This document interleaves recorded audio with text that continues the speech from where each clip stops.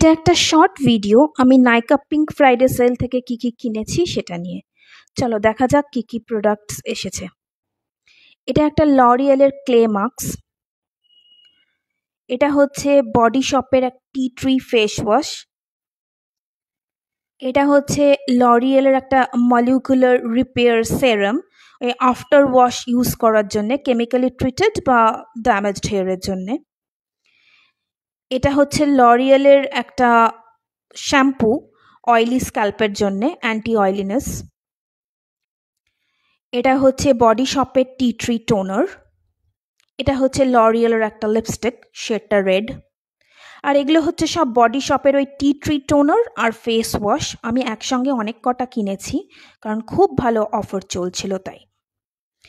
এটা কিছু luxury products আমি অর্ডার করেছিলাম। তোমরা জানো যে লাক্সারি প্রোডাক্টসগুলো ওরা আলাদা করে প্যাকেজিংয়ে পাঠায়। তো এটার মধ্যে আছে একটা ফরেস্ট এসেনশিয়ালসের ওই ফেস প্যাক কিংবা উপটান, দুটো হিসেবে ইউজ করা যায়।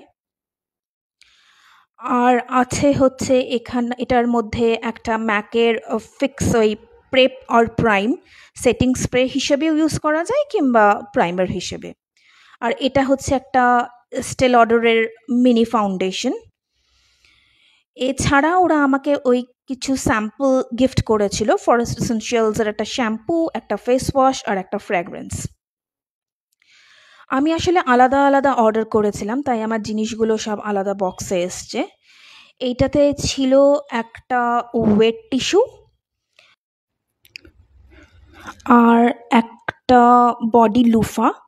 তো এটাই ছিল আমার টোটাল পিঙ্ক ফ্রাইডে সেলের শপিং। তোমরা কে কী কিনেছো আমাকে অবশ্যই জানিও।